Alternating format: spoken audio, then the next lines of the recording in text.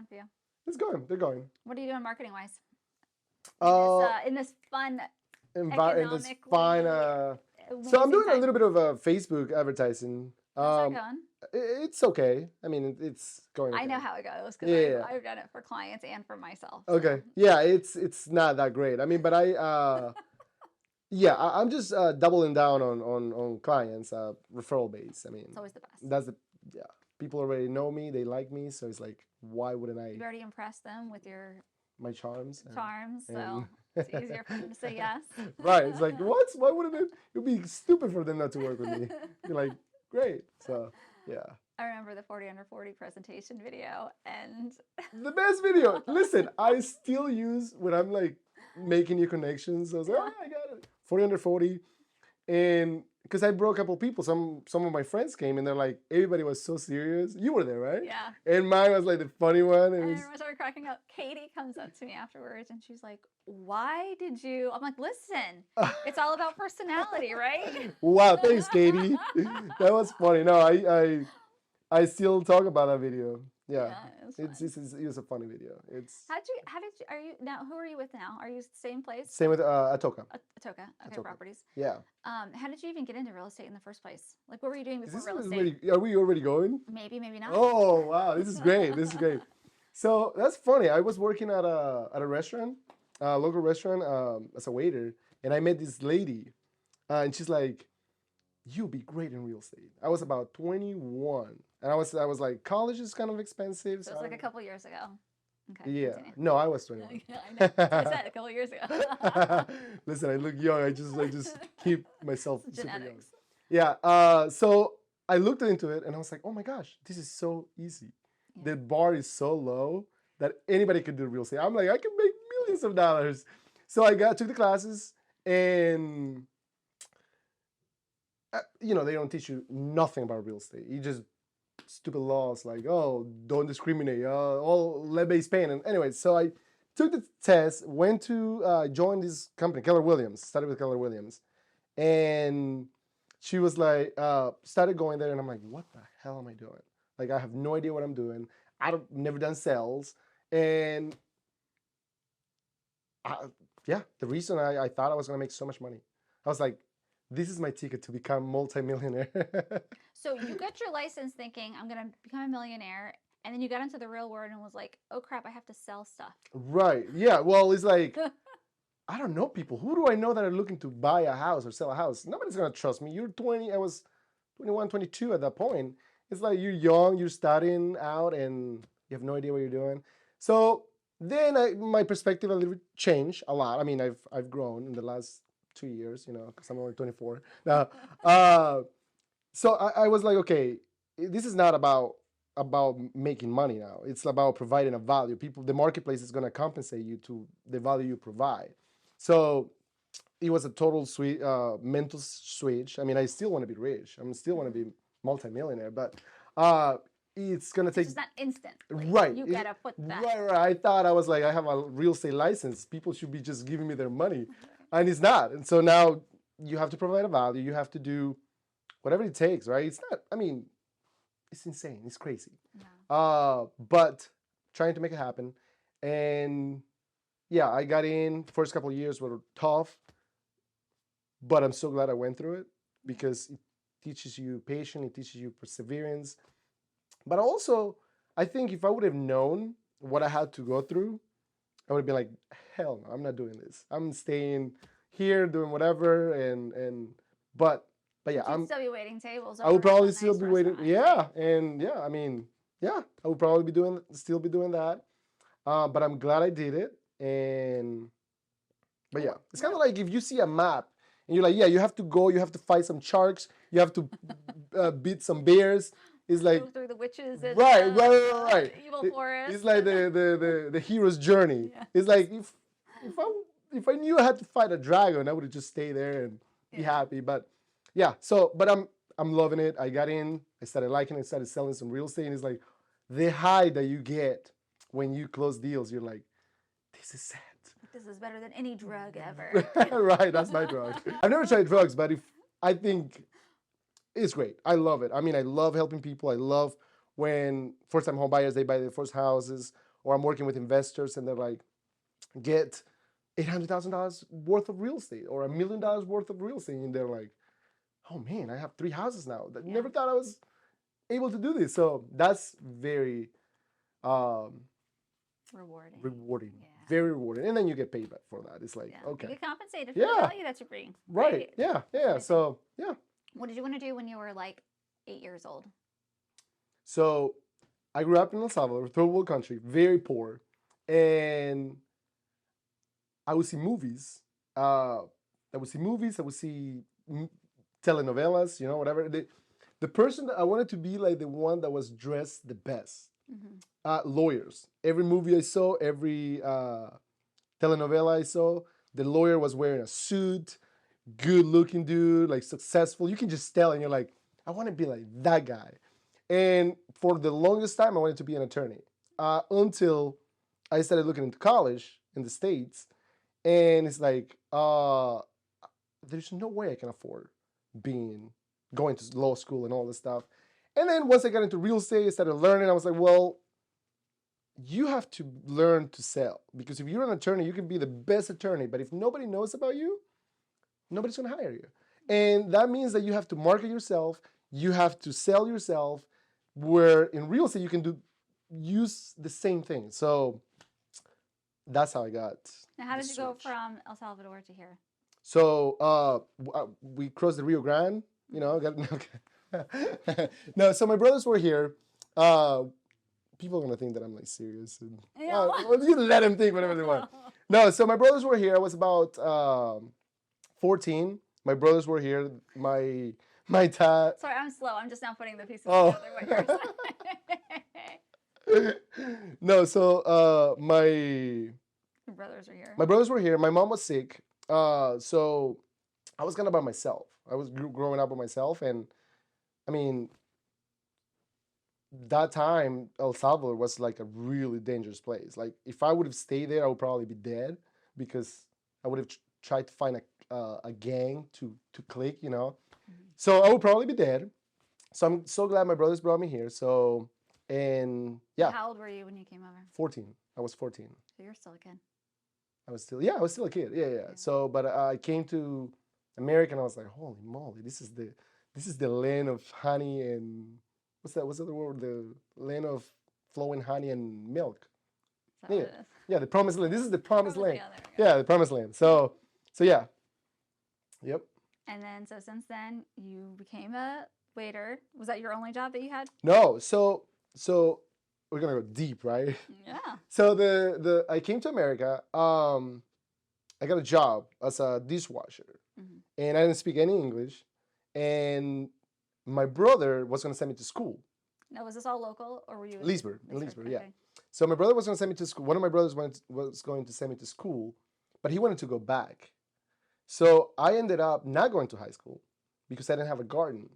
Oh, wow. Yeah, so I was 15. I started working at this restaurant as a dishwasher, and I hated every moment of it. I was like, I need to learn English because if I wanted to succeed in this world, the basic thing, the smallest step I could do is learn the language. Yeah. So I went to ESL classes with like I was a kid. And these people are in their 30s, 40s, 20s. I'm there learning English 1 day a week. And then based on what I was learning, I started going more days. And then at age 17 or 18, I learned about the GED. I was going to ESL classes, still going. And I was like, oh, ESL is like almost the equivalent of high school diploma. So I went and got my GED. It took me... I don't even remember how many times I took the test. It's probably 8 times. So looking back, I'm like, what the heck was I thinking? Like, where was that drive? I wish I could get it back. I think it's still in there. But I'm like, what kind of kid goes back to take a test like 8 times and fell? And I was like, okay, all right, I'll try again. Whatever. I mean, it was pretty cheap. I had to pay like $6 per subject. Yeah. So I don't think the money was an issue. But yeah, the hardest was I had to write an essay in English. And they didn't have ChatGPT then? They did not have it. Well, even if they did, well, I guess I couldn't memorize it and then just go, but yeah, it was Yeah. So writing I'm not even a good writer in my own language. Now in English, it's like I think I 100% believe that the teacher or whoever was grading the exams saw my name so many times that they were like, Let's just give him a break. let's just give it to him. Otherwise, he's not gonna give up. Yeah. Like so, and I'm glad they did, because I was still taking the GED, the test. So yeah. Oh my gosh, what an amazing story, though. I know. I'm an amazing dude. Really? I mean, no, that's really actually. That's. Yeah. I don't really. People don't. They do care. People don't care. Yeah, they do care. I don't know. I think what is it? 80% of people don't care about your problems, and the other 20% are glad that you have them. So I don't really lead with that. No, and I agree, and I do agree with that. What you just said, but it humanizes when you can hear how this person, whoever this person is, got to where they're at. It didn't just magically happen overnight. It humanizes the person. Maybe. I don't know. I feel like people are, I don't know, that's just me. Like, we are so busy thinking about ourselves. It's like, what am I going to do? What am I going to say? That we don't have. They're like, oh, wow, that's a great story. It's like, look at what I did. Have you ever been in a conversation? It's like, yeah, my dog died, and I was so depressed. It's like, oh, well, let me tell you about the story when my dog died, and it happens. So I don't do networking. That's why you don't do networking? See? So you know what I'm talking about. But I'm saying more of just like when you go to meet your, when you're doing like a presentation. Presentation, yeah. You want to know why they want to move. For sure. Yeah. Right? Because absolutely. It helps you really dive into their motivation. Right. Who they are as a family or couple or individual. And so like learning that about you, because I know you not very well, but I've met you a handful of times. Yeah. And so to hear like your coming up story, or at least a piece of it, like it just makes you that much cooler. For sure. Well, yeah. Obviously, right? I know you know me a little bit, and you're like, there's no way this guy can be any cooler. And then boom, you're like, you hit me with that. That's right. No, but no, I'm with you. Yeah. I think it's definitely have to be in a private settings where it's like a little bit more intimate. Yeah. I can't go to a networking event and be like, hey guys, you know what I did? But yeah, I've had people tell me like, you should tell your story more. It's like, people don't really want to hear my story. I mean, unless it's like, it depends, right? The situation. And but who knows? Maybe I write a book. There we go. Once I make it to the $1 million, be like from whatever to millionaire. Yeah. So in terms of, you told me a little bit about marketing and how you're moving your business forward. What are some of the best things, the aspects? I know you said you get high off of all the amazing things that your clients experience on the other end of working with you, but like, where do you see your future in real estate? Are you thinking, okay, I'm just going to keep doing this, serving more people? Do you have a next level that you're working towards, or is your next level continuing to serve your clients? Like, where's your brain? That's a good question. Yeah. No, I think, I got a couple of years ago, I got 40 under 40. I think that was my peak. It's like, once you get to the top of the mountain, you're like, okay, this is it. You're at the pinnacle of the pinnacle. So you're like, everything else looks, I've just been looking down. No, I'm joking. I love helping people. I love helping clients, but I do want to build a team. That's going to be the next step. Have a couple agents working under me. And because I'm a very self-motivating dude, and I would love to have a small team where I could like hype them up. It's like, okay, this is what we need to do. Kind of like coach them, and I think, who said? Benjamin Franklin, I think, said, the best way to learn something even better is to teach it. So I've achieved a level of success pretty much from nothing, right? It's not like I'm not a trust fund baby. I don't have this big network starting in real estate. So if I could make it happen, I could definitely mentor a couple people for them to succeed. So that's the next step. I'm gonna build a small team, and then personally investing in real estate because I do love real estate and Believe in it, obviously. I believe it 100%. My goal is to get to $10 million in real estate, like own $10 million in real You estate. gonna document the journey for everybody else? Maybe, because you have to be very careful because some people, believe it or not, already think that I'm like somewhat arrogant, and they're like, "Oh, this guy is just showing off." No way. I know, No. I know. So if I'm doing it, like, look at me, look at what I'm doing, busting like, my chest. Here's the stresses of it. Here's what I'm going through. This thing failed today. Yeah, you know, but like I know myself, and I you won't. I won't. I would be like, "Hey guys, look at me. This is what you need to do. You want to be great? Be like me." So maybe it's I like better when because you're gonna have people watching you and saying, oh, "Good, he fell. It's okay. I'm glad." Right, but you it's need like the haters just as much as you need those encouragers. yeah, but it's better. What's a better? I can see somebody work. I can see you being that person that works hard with a little bit of a chip on your shoulder. Maybe listen. I went back to. I was talking to a very good friend of mine a couple days ago. I went back to El Salvador. I hadn't been for like 16 years. I went back, and so I grew up with my brothers, right? And my mom was very sick when I was little. She got like some strokes, and then she got another stroke when I was like 6 or 7. She couldn't take care of herself. So I was growing up with my brothers. My brothers immigrated to the United States, so I stayed by myself. And it wasn't the city. It was it's like a very rural area. So wait, you were 7 years old. I was a little bit older. They immigrated later on. I was about from 12 to 14. I was like on my own. In El Salvador. Right. So I know. I mean, nobody came forward and say you're not going to amount to anything in life. But I know that these people, because it wasn't the normal family, right? Mom and dad is not there, or like they didn't have a mom or didn't have a dad. I was like kind of like on my own. One of my brothers was still taking care of me from here, but I didn't have like a parental guide. And I know for a fact that some people were like, oh, this guy, like, hey, make sure you're not really hanging out with Davey because we don't know where. You know, like, they probably felt bad. They probably didn't mean it, but I know for a fact that that's how they thought. Yeah. So it was great going back. And I'm like, do you know who I am? Did you wear the nice suit when no, you no, came in? No. I should no. Show the video, the 40 under 40. No. Bring the award. Be like, hey, you know what I got? You know what this is? Me. Can you hold this for me? No. But it was cool going back because at the end of the day, I'm doing it for myself. Yeah.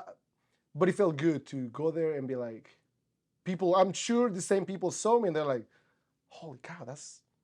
Yeah. This kid's. I knew him when he was young. Right. It's like, oh, I always knew. It's like, I okay. knew he would amount to something. Yeah, right. So, but I don't think. I mean, I did have a chip on my shoulder before because of my dad, but you know, I've overcome that. I went to like intensive therapy. No, I'm kidding. No, but nothing wrong with that. Right. Yeah, I don't. Yeah. Whatever. To each his own, right? But I think for me, the best medicine, best therapy is like become the best person you can be. Like because my dad is still alive. He's like 90 something, and we didn't have a relationship. He probably thought like, oh, this guy is whatever. So it's like, listen, dude, if I ever talk, probably would never talk to him, but if I ever talk to him or he ever hears about me, he'd be like, this kid could have my last name. My last name will be famous in the United States, one of the greatest country of all. But he missed out. But I don't really. I used to have that was a big chip on my shoulder. I was gonna say, do we need to have some therapy? Talks? Yeah. No, I'm good. I'm like, oh, whatever.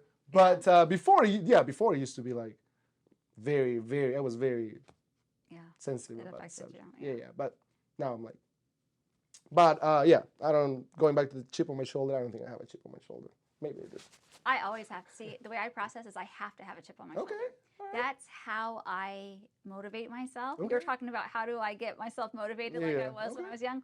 So for me, I'm self-aware in terms of how I can keep doing and reinventing myself. Okay. I literally need that chip on my shoulder to push me. When that chip is gone, when I feel like things are good, then I just get complacent. I get comfortable. You get the what David Goggins says, the fridge is full. The what? The What's fridge is, you know who David Goggins is, Convertible, right? yeah. Yeah. Heard of So he says like you suffer from when you're going up and you don't have a lot of food, you work hard, you do whatever it takes, and then once you get to the level, fridge is full. the fridge is full. It's like you open the fridge, it's like if you don't have nothing in the fridge, Yeah. you gotta go work. Yeah. But if you open it, it's like chicken, and then it's like, psst, I'm gonna good. relax. Yeah. So, but yeah, that's you gotta keep a chip on your shoulder. Yeah. All right. So in terms of anything that you've seen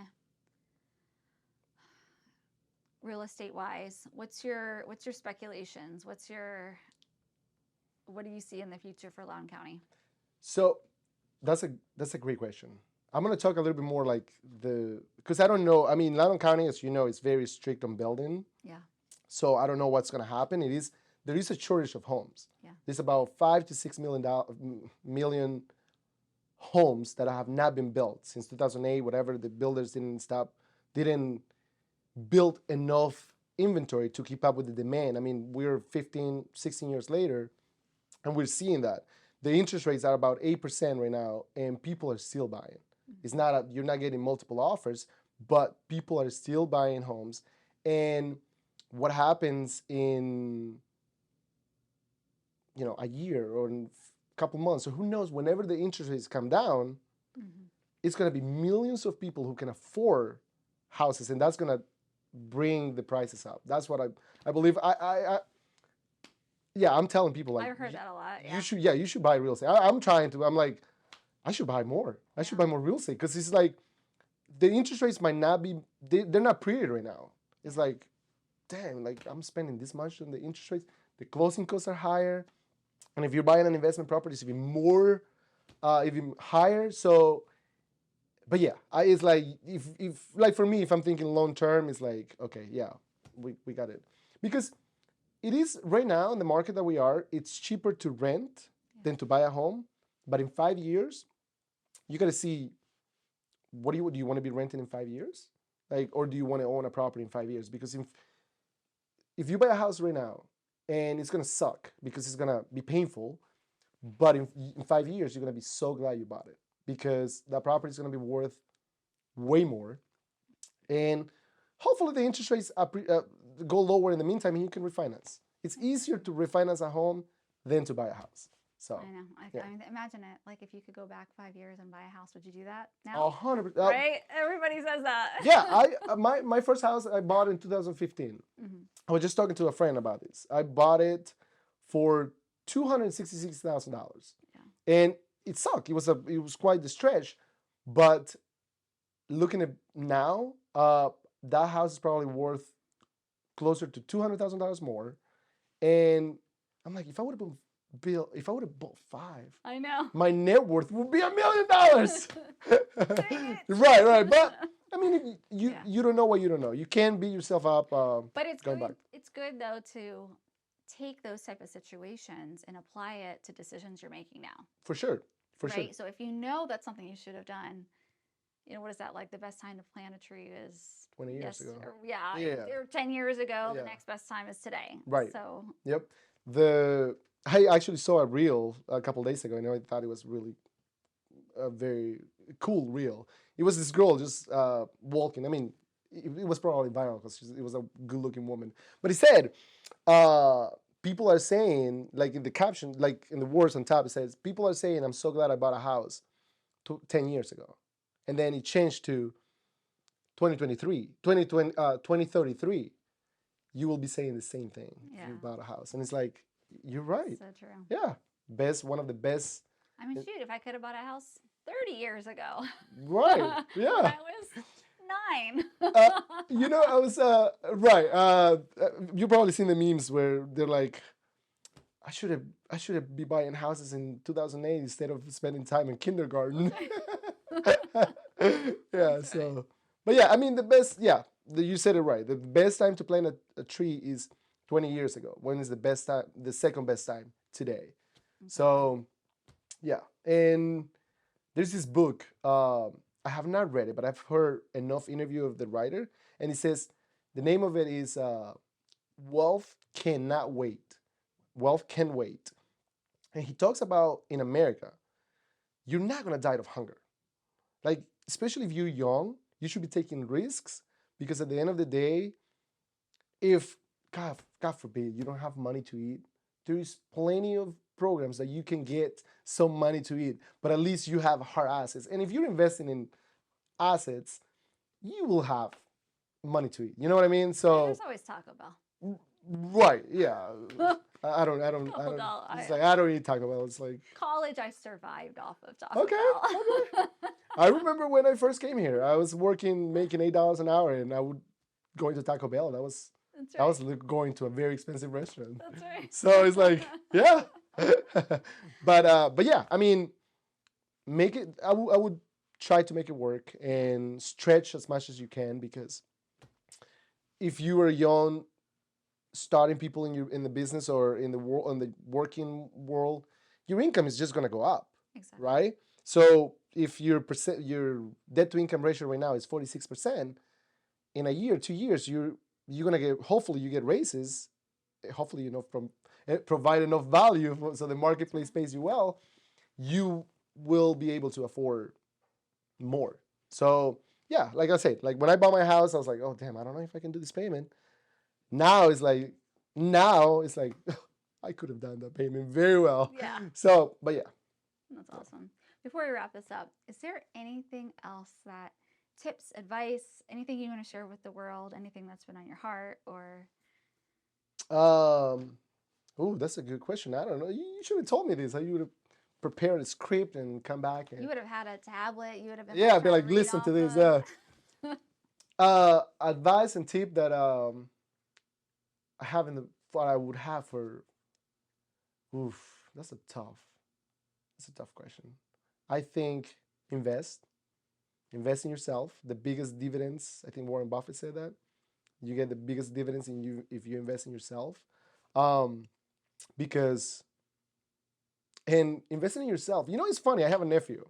He's really young, very bright guy. Not as bright as you, but really, can you imagine somebody but tapping it off? close. Yeah, you know. But so I'm trying to help him. He's young. He's like 18. So I'm trying to get him in the right direction.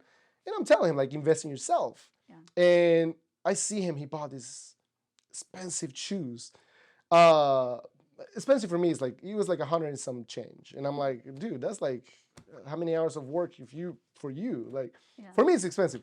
And I saw him and I was like, bro, what are you doing? What are you spending? He's like, it's an investment. I'm like, no, that's not what I mean. So people think like, oh, well, invest in myself. I'm gonna go to the mall and buy nice clothes, expensive brand, whatever, name brands, and yeah, that's an investment in myself. It's like, no, you gotta invest in yourself, in your education, and that doesn't mean college, right? Picking up a book, reading a book, taking courses. What do you know? I don't want to say like do what you like to do, because that is like, I don't know. I don't know if you guys know about who Andrew Tate is. Mhm. Great guy, right? She's like, yes. He's great. I actually personally really like him. But Dude, this guy, listen, he has so many great advice, and you don't have to like everything Right, somebody doesn't right. say. I mean, I don't any person, you pick and human, choose. Yeah. you don't like everything they think and say and do. But He anyway, said he one of the comments he made was like, I don't read books because it's so stupid. I'm like, you're an idiot. But he said this advice. He's like, he was telling, you think if you're going, oh, follow your passion, whatever, which is good. You gotta love what you do, but at the same time, that shouldn't be the only motivation. You should be. Tony Montana said, first you get the money, then you get the power. Mm-hmm. So you gotta be seeing where the money is. So he was saying, you think a Chinese man that works in construction is a multimillionaire, his business is construction, you think he's exciting pouring down concrete and saying, oh, I love it, I'm living my passion, pouring down on a... Maybe when he was 7 years old, he used to play with Bob the Builder, though. No. maybe he was, but you know what I'm saying? Like, Yeah, so you gotta find things that you enjoy, but at the same time, Yeah. things that will make you money. If you like painting and doing art, well, maybe that's not gonna pay you money. But you can have it as a teach side. it. You might be able to teach it. Right. Start a YouTube channel and make a whole bunch of money. That's true. That's Sell true. a course. Right, but it's like, how far would they go because it takes a lot of work and effort. So I would say invest in yourself and have fun in the process, because I meet so many people that they're so square and they're like, they want to put you in these bags. It's like, that joke is inappropriate. It's like, okay, whatever, have fun, man, like laugh. So yeah, I like having fun, as you can tell. Love it. Yeah. Thank you so much for being a guest on the podcast. Yeah, thank you for having me. I love this. This was great.